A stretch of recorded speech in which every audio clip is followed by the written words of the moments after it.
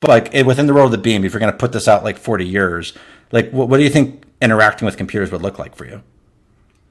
I'm going to let you do that one, Sean. You're the big idea guy. Well, I don't even know because I think that collaboration tools are something that, I mean, I'm always going to prefer just a conversation, right? Mm-hmm. Like, I mean, most of my collaborators don't live near me. You know, Johnny's the only one who lives in Austin, although there seems to be a great migration happening soon.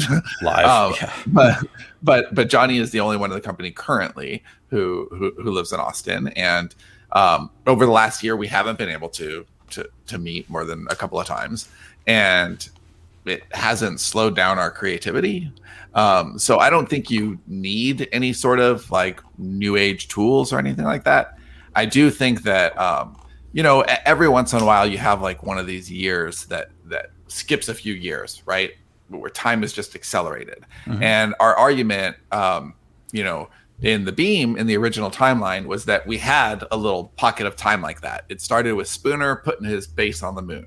And then once his base was on the moon, the world was like, kumbaya, this is really awesome. And there was just an amazing amount of technological innovation.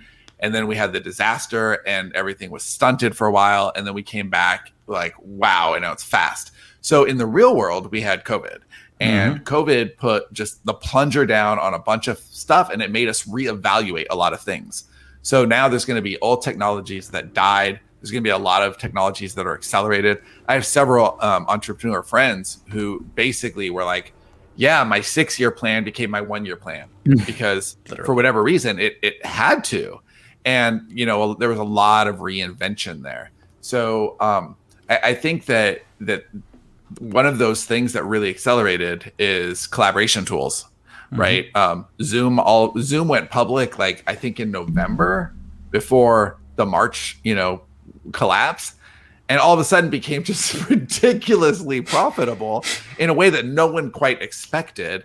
But that's going to be one of the innovations. Like, I don't know how old StreamYard is, but this kind of tech, is it this new? Is this brand new? I think it's a couple years, but relatively.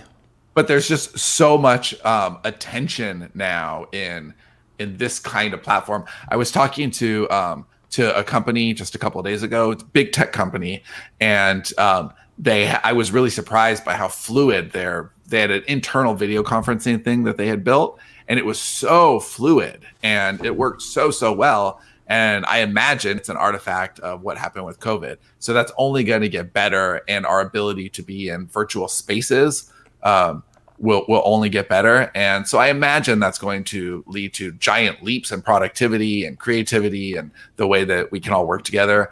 But as far as how we would have constructed the beam, I don't know that any additional tools would have made it better. In fact, it may have subtracted from it. Yeah, I mean, honestly, like one of the things that this is the flip side of my insistence on real world tangibility or whatever, like something has to make sense, is so one of my pet peeves is in sci-fi, in particular movies, when you see something that just is really unnecessary. So like this is like not a good movie at all, but have you guys seen Event Horizon?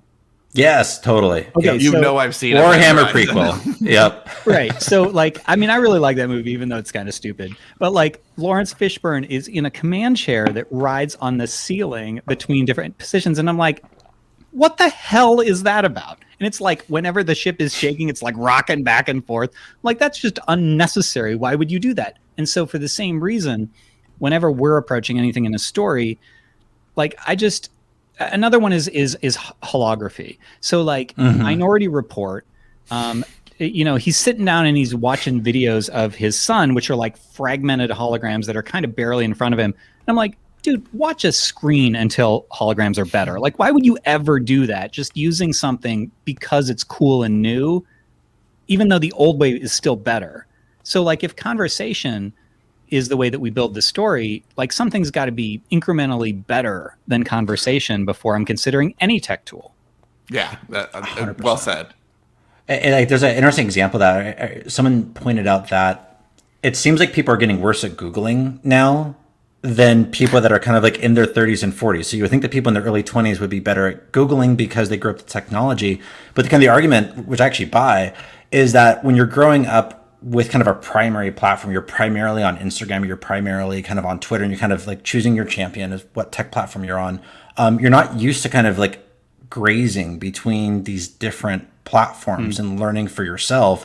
So it's actually like you're seeing people's ability to kind of research and kind of figure things out for themselves is actually degrading as there's a better technology.